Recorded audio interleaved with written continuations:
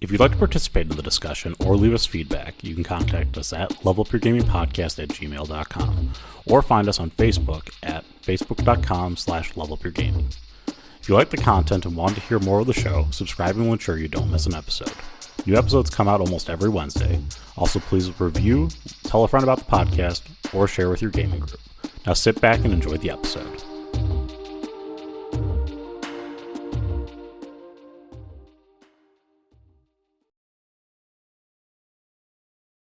Welcome to the Level Up Your Gaming Podcast. My name is Aaron, and I've got Josh joining me. Josh, how you doing? I've been better. How you doing, Aaron? Good. I'm good. Yeah. You were just giving me your whole sob story. Yeah, everybody's sick here, but that's, change of season and all that.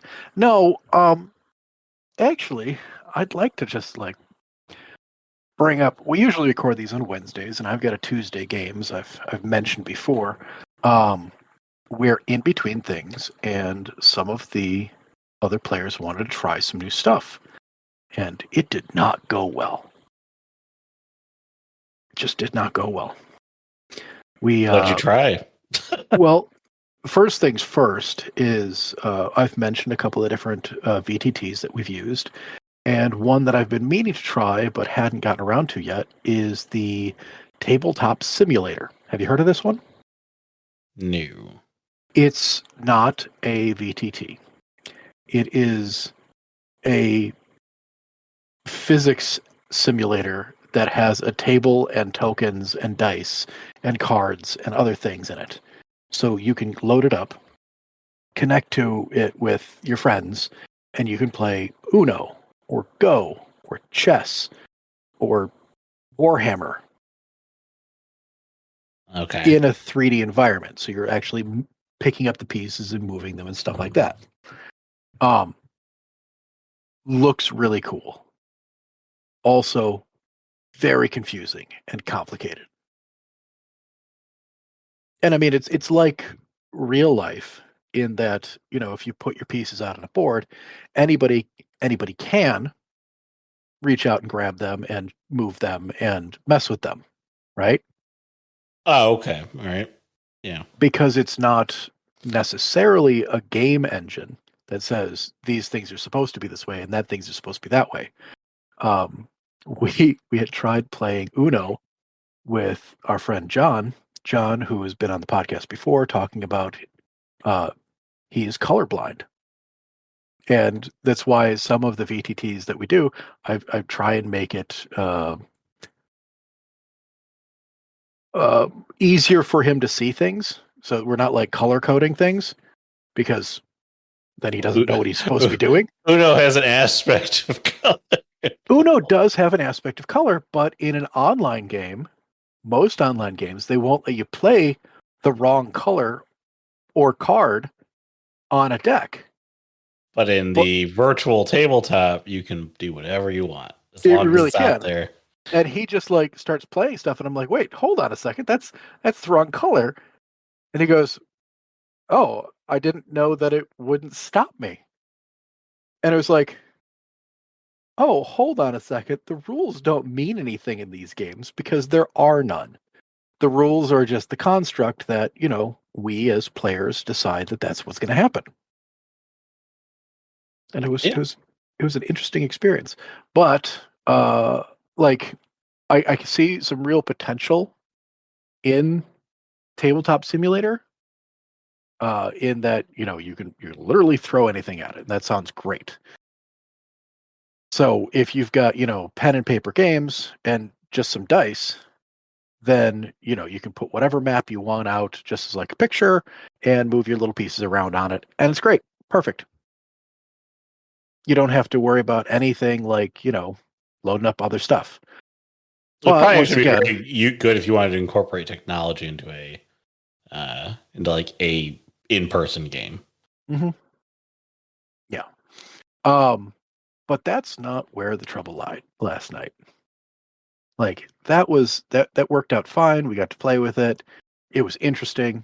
The trouble was we tried a new game that we hadn't played before, and it did not sit well with all of our players. We tried the game. Have you ever heard of Paranoia? It sounds familiar, but probably not. Paranoia is a role-playing game that, you get a couple of stats. When you go to do a thing, you just, make the argument to the game master, I want this stat with that stat. And that's what I'm going to do. You get your 4 base stats and then a bunch of skills. So you stat with the skill to do your thing, right? But the storyline or the atmosphere of Paranoia is that you live in some sort of brutalist post-apocalyptic society that's ruled by Big Brother in the form of a computer, and you are encouraged to rat each other out to Big Brother to earn your bars. Okay. Yeah. So it's like a giant game of Screw Your Neighbor, the role-playing edition. Yeah. Well, and it's not advertised as such. It very much repeatedly says in the rules to not do these things, but it's very sarcastic or tongue-in-cheek about it, I guess. Don't lie, Big Brother won't be happy, but he definitely wants to hear about things that people doing wrong. Stuff like that. There's rules about, you can't be in a secret society because secret societies don't exist and they're illegal. But why would they be illegal if they don't exist? Things like that. So the game turned, we started playing, and wasn't my game. I didn't start this game. I didn't run this game, but I'm definitely part of the reason why it failed. I went full bore. Sometimes Screw Your Neighbor just seems like a fun game to play. And you were the only one left standing. No, we didn't even make it that far. It got once the floodgates were open, it went downhill quickly, and one of our players was not in the mood for a duplicitous game, and felt that the backstabbery and tomfoolery was in bad taste, and didn't want to play a game that was all about screwing your neighbor when we are here on Tuesdays to have a good time and to be friends. That makes sense. I understand that. Mm-hmm. And I absolutely do too. And the game system is not that a good game to play in for that sort of feeling, that sort of play style. And I guess that's really a KYP situation. Don't introduce games to players that don't like those sort of games. Yeah, but I mean, I would say in general, that's a bad game. Yeah. To introduce to players. If you don't know anybody at the table, that's probably the wrong game to introduce. Yes. It's very much a KYP situation. If you've got a bunch of people that are good for that, great. But really, if you've got strangers or you've got people that you haven't played with before, or just people, varied people, just people with different interests, you really need to have some tried and true games that'll work across all sort of spectrums. Yeah, like when you're bored, you got to go to the well. What's the type of game you go to? You go to something that's gonna work, kind of regardless of what what player group you have. These are kind of game situations, and I guess I'll try to segue us into the topic here based on that. I thought we were fully in the topic at this point. Game situations that always work, kind of regardless. Like, it doesn't matter if you have the KYP. You don't need to know the players. You know that they're going to probably enjoy the scenarios that they're part of. And I think what you're pointing out here is this is a game that doesn't work. No. You gotta really know your players. Yeah, you asked what topic would be good for tonight. I'm like, man, I've got one. We had one last night, and it was bad. Yeah, so, I had thought about this topic a while ago. It popped into my head, and I was like, because when I think about like a one shot or something like that, you're trying to think of that's typically going to be with a pickup group of people. Something might run at a con. Maybe you're just looking for some people to hop into a game, and if you're a GM trying to get a group together, you don't have forever to figure out who these people are. Like, you're going to try to do a long campaign. That's a different situation, but you can there's a couple of good standbys that you have that you could always go back to, is what I think. Yeah, and I think that any sort of like short game or small game, pickup game, stuff like that, they need to have sort of an aspect of fun to them so that all of the people that are involved in it enjoy it. If you've got a lopsided game or a game that is, backstabbery and tomfoolery, where some players are on the outs because they're either not good at that or that's not what they signed up for, you're going to have people that did not enjoy that game.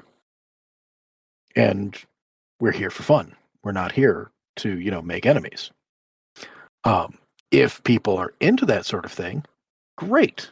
If people want to have a duplicitous game where they like backstab each other to death, wonderful.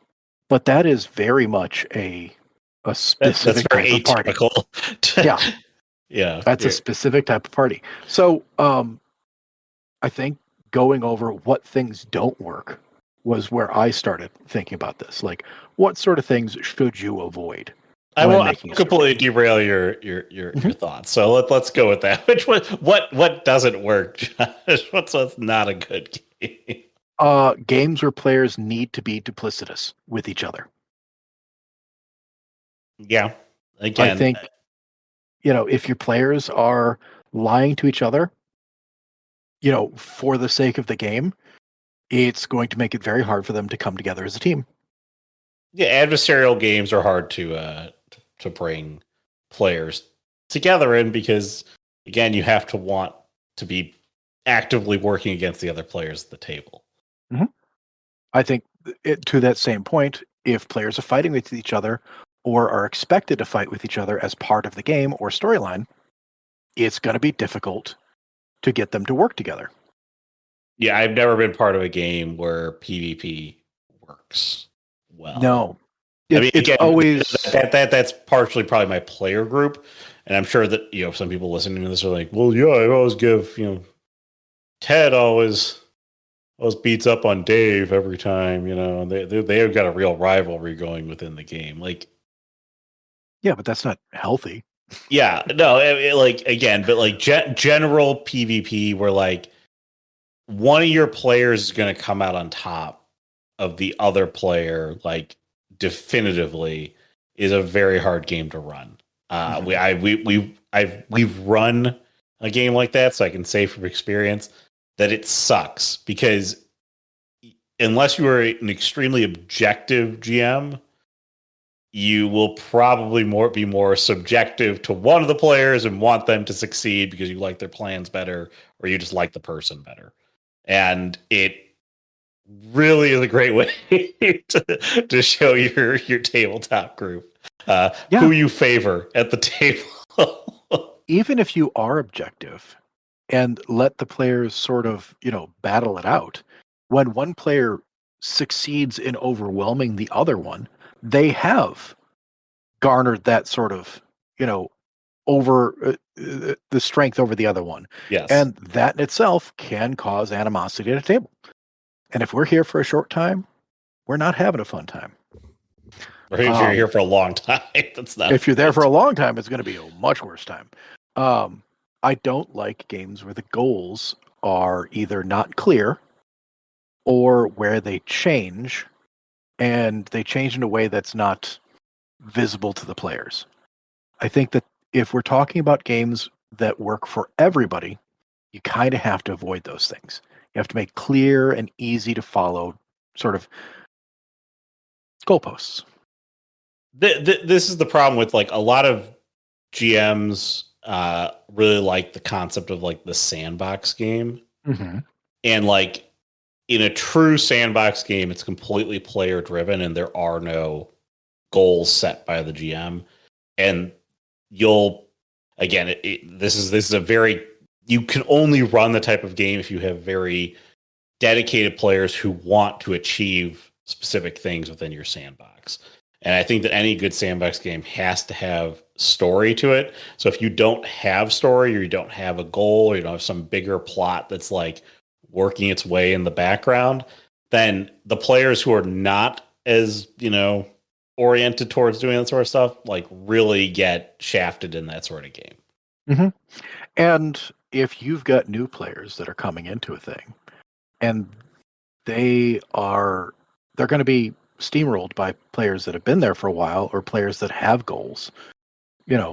Just because you showed up today doesn't mean we care about your goals, sort of thing. You need to have story goals so that everybody can be working as a team to achieve said story goals. And those goals, they don't have to be crystal clear, like make it to X and do Y, but they have to be achievable, and they have to be understandable. Yeah, no, I'd say that's fair. Again, I think you have. Yeah, if you don't have them defined, you're going to have somebody's going to get swept under the rug.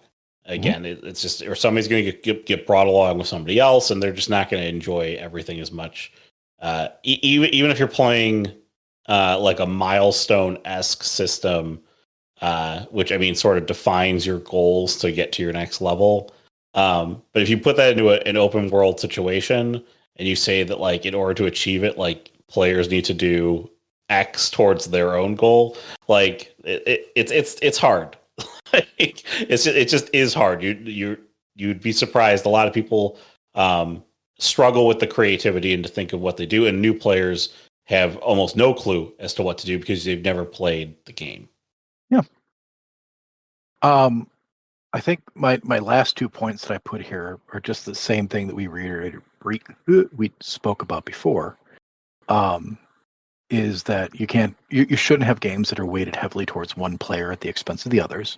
But anytime they're sort of, actively fighting against each other or being duplicitous, you're going to end up with players that are, benefiting more than others. And the same thing goes with making up teams. Is if you are creating teams amongst the players, that's the same as, player versus player. Now it's just player team versus player team. And those are just as much of a problem. When we're talking about trying to get people to work together towards a common goal or have fun, fighting with each other generally isn't. Yeah, working against each other, anything like that. And you said weighted towards one player, or a game that centers around one character. Perhaps you like the backstory of a character a lot, and you want to heavily weight your game around that. So instead of everyone at the table becoming the protagonist, I'm going to bring it back to their topic last week. Now only one person is the protagonist, and you're all the people who kick along with the protagonist. So you don't want that. Oh, yeah. What a terrible time to play games. And that's what's wrong with all these games, is that they're not fun for any of the people on the losing side, whether or not they're not the protagonist, or if they are, there's the people that are getting pooped upon because they're not as good of liars, or their characters aren't built for beating each other up. Whatever it is, those people just aren't having a good time. Yeah, anything that favors a skill or the player, where your other players might not possess those things, or they might not be that player. Those are the things that are gonna heavily affect your game. Like, again, a great example of this in just gameplay scenario is like the social aspect of role playing and demanding. Like, if you play a game where like you really want to demand that players command like social skills to actually skill check their way through things, and not let them use their innate like character sheet and stats that they have, then that's also in the same vein of like you're playing towards one person's strength, or maybe like a couple people's strength at the table, and then some other people are just like, I don't have that. Like, I didn't take the improv class. Like Bobby the theater jock is going to steamroll your campaign, whereas the nerdy kid over in the corner that has social anxiety has great ideas, but he never gets a chance to do anything. That's not fun. Yeah, so you've hit on it. What's wrong with one of these games? It's just they're just not fun. No, they are not fun. And I think that that goes for pretty much all of the things I said here. It's not enjoyable for people that don't like being duplicitous. If you don't want to have a game of liars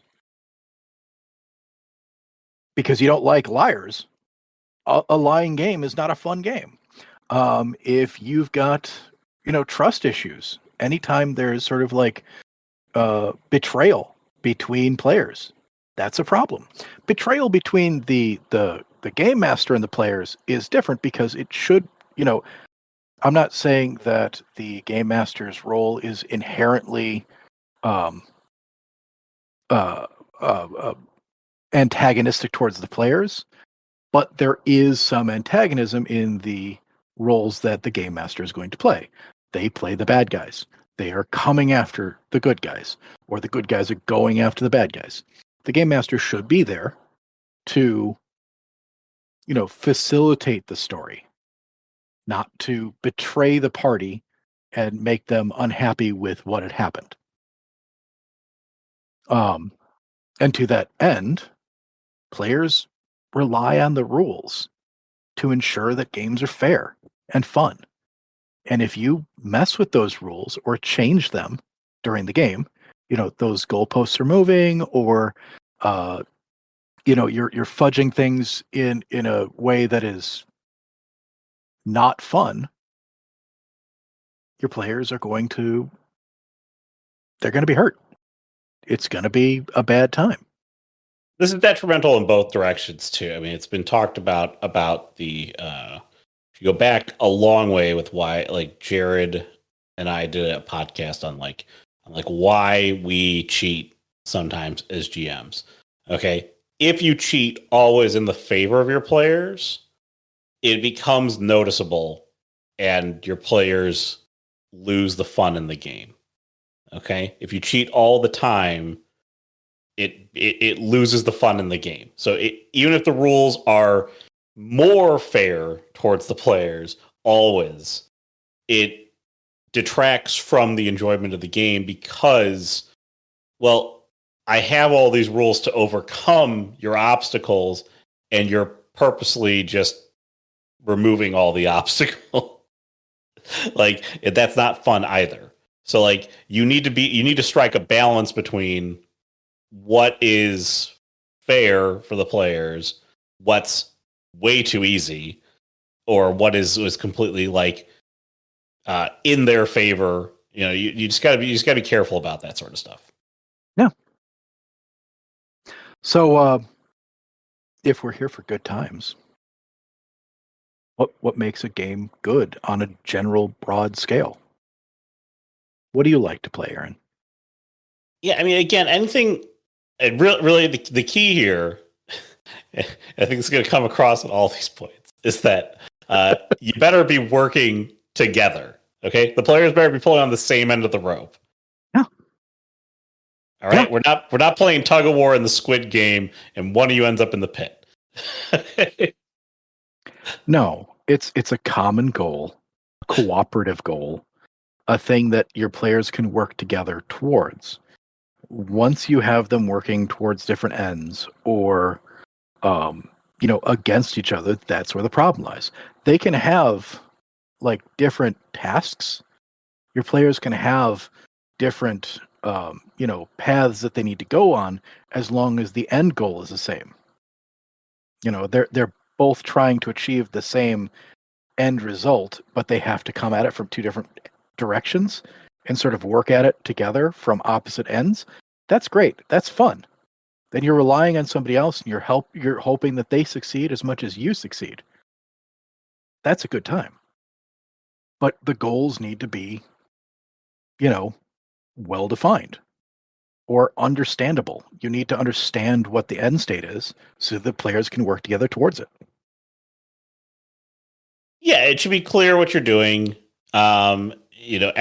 Everybody should be prepared equally for what's going to happen. You want to give the players their moments to shine individually, but only so that the whole sort of succeeds. Yeah. Look how well Dave did, that it helps, Susie and Ricky come together to do the thing. It's all about camaraderie and everybody's success. Every single person's success is everybody's success. And to that end, an even playing field. If you've got a bunch of newbies coming on the board and there's Ricky the Godslayer amongst them, that can be less fun because he just like wanders around smiting things for you, and you're just like, yeah, why am I here? Yeah. Again, this is about finding your ways to make your players shine. So, like Ricky the Godslayer might murder a bunch of things, but in order to make the entire table feel like they've achieved something at the end of this, whether it's winning or losing, or succeeding or failing in your scenario, everyone should feel like they've played a part in it. So, you can have unbalanced groups. It's just that you have to be cognizant of how you're going to balance your game around them. Yeah, absolutely. If you're going to make any sort of teams, that needs to be established at the very beginning. It should be part of the game that is being played. It is not something that happens as part of, because of the scenario they're in, they are, fighting each other. Teams would be cooperative teams. Like, team A needs to go and do that objective and team B needs to do that objective for said common goal. This is part of that whole, everybody should be working together towards the same place. Honesty needs to be, beneficial for your players. It's how they have a good time. And I just have one thing listed here at this last spot. Winning is something that makes games enjoyable. Yes. Again, this is where I said, I read this point and I said, you can have a game that embodies everything and you could get to the end of it and maybe not achieve the perfect goal. Or maybe you could lose. But if the game was evenly played and everything was clear as to how to succeed, you're basically trying to give your players all the marks to get them to success. And should they all choose to ignore them, it still wouldn't feel completely unenjoyable because you were given and afforded all the fair choices along the way, basically. So winning was an option, yes. Even if you didn't succeed. If winning was never an option, then that's a problem. That's not necessarily an enjoyable game for all audiences. Yes, you don't want to just shank all your players at the end of the game and go, well, that's just how it is. That's just how it is. Yeah, it's definitely something that is for a particular audience and their taste. I have shanked all of my players immediately as part of a one-shot. But that was part of the story. They those weren't actually their players. They came back as other players and then had to solve those players' murders. We've talked about this in the Cyberpunk campaign. This was your plan was you used the initial game again. It was part of a playing field, establishing the game sort of thing, and also gave them a very defined goal. So you expected them all to fail along the way, which was expected through the first bit there. But you also had it set up that they could succeed at the end of it. Well, I gave them a win because the first step was to get to and do X, and then you had to escape. And they made it to X and did the X. And then the escape was the bonus goal. And then because they were working as a team, they died as a team. And then they had to work as a team to solve these people's murder. So you had some very clear goals. You had some very clear win objectives. And they got along together because they were working towards a common goal, even when those things changed. Is very much along this sort of thing. It was clear goals, clear teamwork, and even when things went badly for them, they still won in a way. Yeah. Yeah. Yeah. I think so. How do we sort of make a story or a game that utilizes these sort of, universal happy things? How do we make a story that utilizes all these? Well, basically, just take our list of things we just gave you and just make sure your story. This is the checklist. Okay, when I do X, does it make any of these? No. Okay, that's a good piece. No, I'm just kidding. It's basically what we're gonna do. We're gonna work away from all these problems. So we said don't let your players backstab each other. Guess what? Remove all the rewards for backstabbing other players. Yeah. This game that we played last night, I mean, it sounds like it'd be a lot of fun if you had a bunch of people that were not just, having a good time backstabbing each other, but were good at it.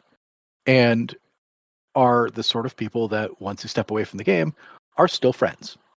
If any one of those people is going to have a problem with backstabbing or, breaking honesty or trust, it's going to be a hard thing to play with that group. So you shouldn't reward backstabbing if you don't know the people that are involved. It definitely needs to be a frowned upon activity. Yeah. Again,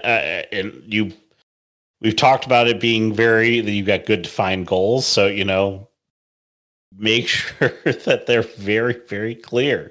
Make sure that if anything changes, let's say you get somewhere, you've maybe achieved like kind of a checkpoint, and there's we've talked about twists in all of our one shots. Mm-hmm. Okay, so if one of those twists augments the goal, it should be very clear when the twist happens that the goal has now shifted.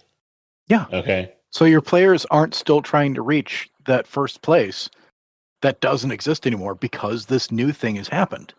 It's very much the, telegraph your players to make sure that they know what they're supposed to be doing. Because if they're fighting for a thing that they can't win, once again, not fun. Yep. No single player should reap all the rewards. This is the same thing about don't center your entire story around one person. Into that same effect, no single player should face all the hardships.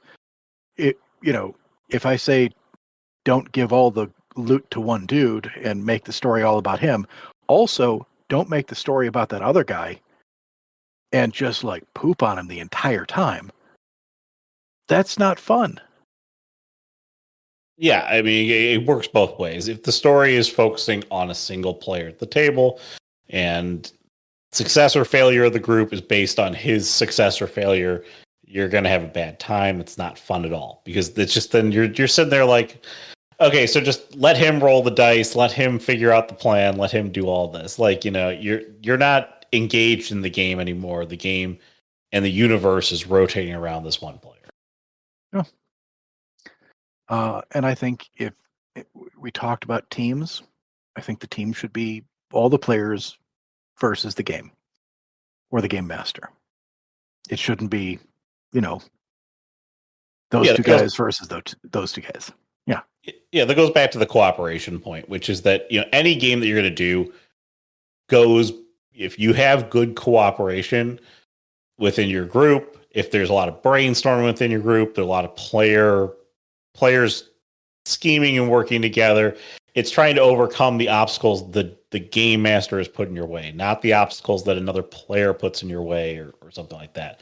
And, again, this is why we talk about the cooperative game, and we're about to get into a list of stories that I think kind of always tend to work well with players. And again, you'll probably notice them as we go through our Let's Make a One-Shot series in the future, is that we're probably going to lean into a lot of these additional stories because they tend to work very well in a short game context, but even in a long game context. All one-shots all long campaigns are a series of one-shots that got strung together.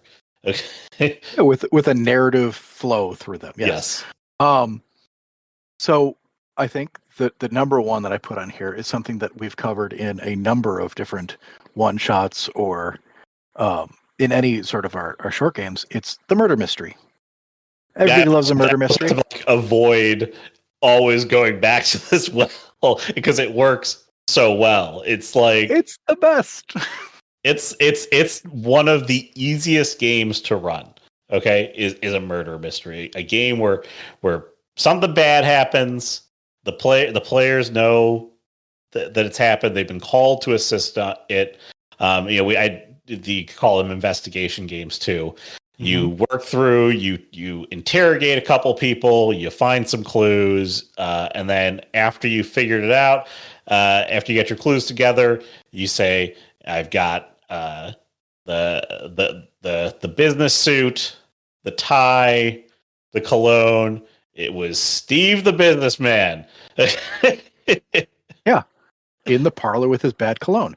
But this is the reason why cop shows are like all over the place and have always been popular. This is the same thing with like old Western TV shows. I think Gunsmoke was just the same thing, and it was on for like 20 years. Murder mysteries are easy to like get behind. People don't like murderers. They generally frown upon people being murdered. And it's nice and easy to get everybody behind the, hey, let's go stop that guy from murdering. Yeah, again, it's clearly defined goals. We want you to find the person who committed the murder. Speaking of, I have played some one-shots where the players themselves are the suspects, and one of the players happens to be the murderer. This is a very fun game if you know the people. If you don't know the people, this can be a problem. Well, because it could turn into a real player versus player situation. Exactly. Pretty quick. Exactly. If it's just like, a cocktail party sort of thing, and you just draw your cards and you're the secret Hitler, that's one thing. Or secret werewolf. What's the game? There's Mafia, there's Werewolf. Yeah. Secret Murderer. Hitler. Yeah. Secret Hitler. Those are fun. But once again, if everybody's going after the murderer together, I think that's better. I think it's just going to be a smoother sail for everybody. Yeah. I completely agree. You have on this one as one of the other games a Prison Break. Now, I've never done a Prison Break before, but this You've never done a Prison Break before? No, the players get captured and they need to escape. Have we done a captured and then you escape? I think it's been a long time since I've done a Prison Break. Okay, we don't tend to go to these because it's the clearly defined the people that have captured you are the bad guys, and you escaping is the goal. And you can even tie in the players need to go find their gear and then either fight or sneak their way out. So you give them a couple of different options. You can even have them be like caught just as they're about to escape, and they've got to fight through the bad guys at the very end. So you get a little combat situation there. It's real nice. It's some sneaking, it's some investigating, it's some fighting. It's some exploring. It's a nice, easy thing where your players have to get from where they're currently at to another place. And everything in the way is bad. So you don't really have to worry about, the morality of what you're doing. Yeah, no, that I guess that makes sense. Again, it's a camaraderie game. It's very clear. One of the keys to good success in a game, in any version of a game, is bringing your players together. So like having them understand why they know each other, why they would work with one another. So Prison Break's a good one where even if you don't know anything about the other players, they immediately become allies in a common cause to escape wherever you are. Okay? So that's why a Prison Break works. That's also why a combat situation, just like any combat situation, tends to work. Like if you were all in a bar, none of your players were gathered together as a party, but then everybody started fighting just your players. It's like, oh, well, we're all against all these people. Yeah. It's us versus them. And even if they don't know each other, that automatically generates a level of camaraderie, because it's like, we must have something in common that would cause us to be attacked by all these people. Yep. Yeah, that's the Prison Break thing, and the reason I bring it up is the opening of Skyrim. Have you played Skyrim? Yep. Mm-hmm. Yeah. So you're all captured. You're in the cart. You're on your way to be executed. You're seeing the other people be executed. Dragon attacks. I'm not doing spoilers. This is the first 10 minutes of the game. And you and the other prisoners try to escape. I mean, they all get picked off and you're by yourself by the end of it. But there is some camaraderie because you're in a situation. The guards and stuff are initially after you because you're going to be executed, but then Big Dragon shows up. So, you've got some clear goals: escape the dragon, escape the town, get away from the people that have tried to capture you. It's a mix of Prison Break, mix of escape scenario, whatever it is. But it's real easy to follow and doesn't take a lot of morality or, it's very easy goals. It's a nice way to throw everybody in the mix together. And the same way, there's always Save the Town. Save the Town's a very common one. I think if you played any amount of role playing, you've probably been, we need you to save our village. We need you to save our castle. We need you to save, the king is called upon you to do this. So, it's fight against the bad that is encroaching on our town. Now, I am going to point out that this one does not always work, depending on how your group makeup is. Okay, if you are being tasked, if you're being requested to save the town, it works better than if you're being told to save the town. Because if you're being told to save the town, then the bad people might not just be the people who are trying to take out the town, but it could also be the king or whoever's making you the order for you to save the town. So just be careful about how you set this one up, because it can turn into a bad game. Yeah. The call to action in a Save the Town from blankety blank needs to be fairly black and white. Like little girl playing with her dollies and giant bad guy covered in black spikes dripping blood comes and goes to hit her with the Godslayer blade. And so your players, might intervene, but they need to feel like they can intervene and do something about it. So maybe not the Godslayer blade, something like that. And then the townspeople rally like, oh my God, we've just been, under their boot for so long. I don't know what we would do if anybody were actually to stand up for us. We would really appreciate it. Do you think you could do something? And you can do that sort of thing. But your town kind of needs to be made up of only good people, only the best people, but weak and sad. And the people that are fighting it have to be just the absolute worst, trying to destroy the town for bad and evil reasons. And then, your players, they need to feel that call to help these innocent, perfect people fight off that truly evil and unredeemable bad dude or set of dudes. It's a whole lot of bad dudes. This is sort of segues into your next one, which is rescue the princess. Again, generally a request driven thing. I mean, you think about this is kind of a good trope for a lot of D&D games. Please rescue. I need to read the next slide. Bodacious babe. The totally bodacious babe of Prince, because I was getting a little slap happy with my notes. You're gonna be asked to go rescue someone, or you are again, it depends on how you establish your players in some of these too, which is that if you're just a group of wanderers being asked to go rescue the princess, a lot of what makes a game situation work is stakes within the game situation. So if your players don't feel connection to the game situation, they don't necessarily work.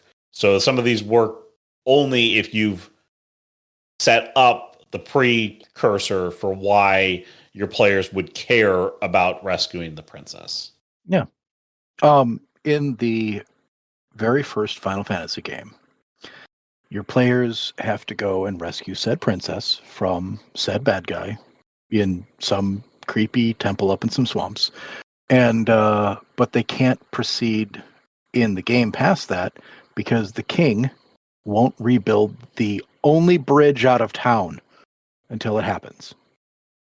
And, it seems rather specific there. They can't swim across a river or anything. No, all commerce was done by canoe prior to that. No, the canoe you don't find for another couple of hours. The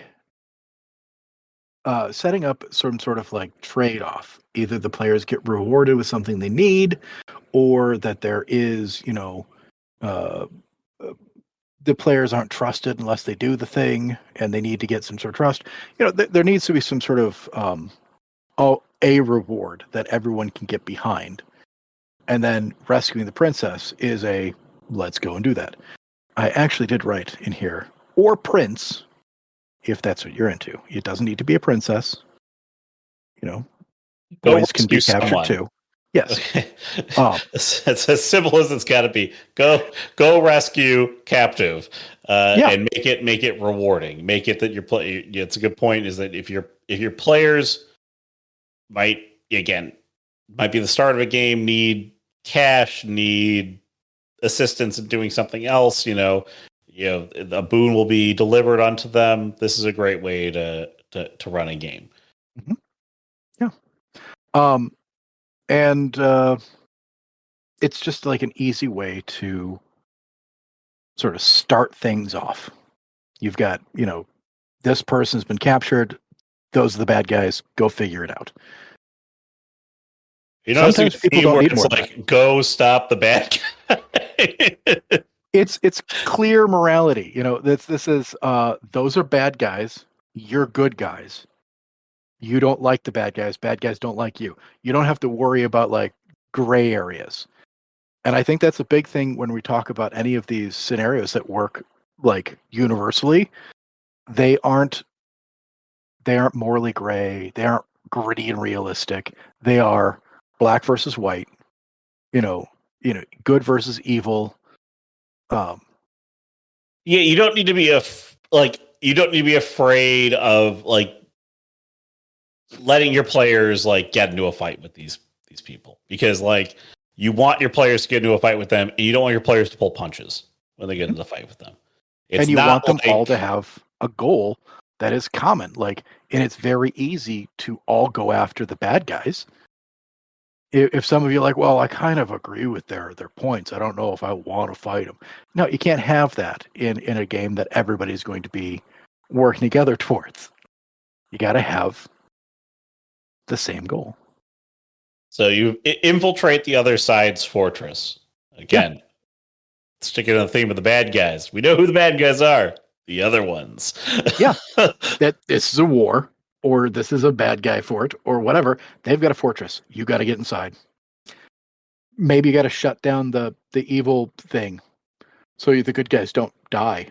Or you've got to go in there and rescue some good guys from the bad guys, or whatever it is. This is sort of rescue the princess meets save the town from X. It can be all sort of mixed together. Stop your world-ending ritual. Boy, these bad guys are doing some bad stuff, and they're going to end the world. My second point into this is very important here. Why are they trying to end the world, Aaron? Because they are bad. Because they are bad. That is correct. Bad guys do bad guy stuff. And ending the world is like the biggest of bad guy stuff. Right up there with shoplifting and not putting their carts back in the cart return. Failing to use their turn signal. Truly evil acts. And, you've got a bad guy doing evil ritual magic stuff, and everybody's got to band together to go and stop the bad guy from destroying the world. It's easy. You stop him, everybody's happy, people are alive. That's how happy they are. Good job. Again, these all lend themselves to the same sort of combative thing there, which again, no morally great. When you get to that final fight with them, it's clear what you need to do. Yeah. Explore the new place. Actually, I'm going to skip this one because I don't know if this one necessarily works, but we'll come back to it. Let's do protect the caravan first. Yes. This is another one where there's bad guys and there's good guys. And this is about, instead of, the good guys need to get the medicine to the helpless orphans up in the mountains, because that's where you keep orphans. And you've been hired to guard the shipment. there's monsters and thieves and world-ending ritual dudes along the way, and it's just a parade of terrible things that are coming after the shipment of orphan medicine. So explore the new place. Now, I read your final point here, so maybe it makes sense if we put this caveat there, which there are monsters that need to be defeated, but they have no intelligence and are bad, so don't feel bad about destroying them. Well, okay, so also explore the new place doesn't necessarily mean combat situations.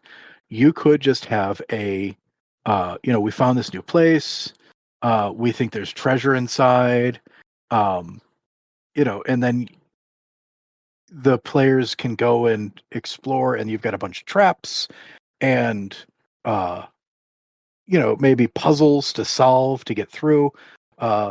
Cooperative puzzles, traps that can be disarmed. A player falls into a pit, but the other players can sort of pull them out.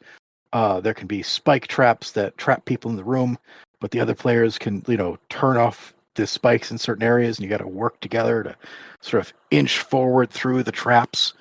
And I think sort of a Indiana Jones style of So this is kind of like your classic dungeon crawl here. Yeah, this is classic dungeon crawl. The goal is find the thing at the end of the maze. If there are monsters, they're clearly evil monsters, or they're unintelligible, beasts that are just out for blood or to eat you, so don't feel bad killing them. But it's about exploration, it's about puzzles, it's about traps, and it's your players versus the environment rather than bad guys. And I wanted to throw something in here that wasn't just good versus evil. Sometimes it's just, let's go and explore. Yeah, no, I guess that does work here. Again, the through line on all these is that it's cooperative play. It's clearly defined goals. Who are the good guys? Who are the bad guys? And work together to achieve that to win the game. Everybody needs to work together to solve the thing that's going on, and when you do that, everybody wins. Well, there you go. That's how you make a game that is universally enjoyed. It is not going to be the best game ever.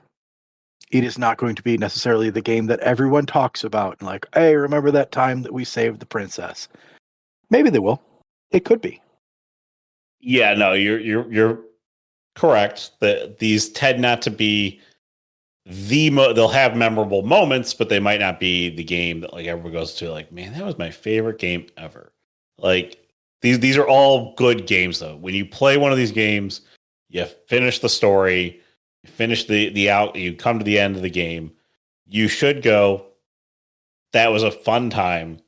And I had a good time doing that. It wasn't the best game I ever played, but man, that was, so it's like eating pizza. Like, yeah, even if it's bad pizza, it's still good pizza. It's still pretty good. Yeah. And you can break any of the rules we said and take one of these scenarios and turn it into a much more interesting situation. And it might be a better narrative story, but it won't necessarily work with all people at all times. That's very much the KYP, is that if you want to break one of these rules, you want to make the bad guys morally gray, you want to have some sort of backstabbing or infighting, you want to have, specific sections of your long campaign maybe focused around a single player, but spread it out, like have everybody get a chance sort of thing, you may do all sorts of things that break some of these rules, but you can't do that all the time and make your players happy. Doing some of these simple ones is a great place to start with new players, with new groups, or if you're just looking for something that's going to be quick and easy that people are going to have a good time with, rather than, if you make your dark epic fantasy, not everybody's into that. Yeah, if you're in between games like Josh is, you need to get through some stuff. These sort of always work. Like they'll get you through there, and you'll have a good time doing it. Yep. Alrighty. Well, you have anything else you want to add to this, Josh? I assume we're all good. Yeah, I'm just going to keep saying, the same things over and over. Bad guys are bad. Bad guys are bad. I don't like if them. you disagree with that point, let us know at levelupyourgaming.com or facebook.com/levelupyourgaming. Let us know about your gaming situations that are always good or always tend to work, or ones maybe we missed. And again, the podcast is on YouTube, so go ahead and smash the like button over there, subscribe to it. Otherwise, subscribe on your podcast site, review it, recommend it to a friend, all those good things. And that'll wrap us up for the week. So for Josh, I'm Aaron. Have a good week, everyone. Bye.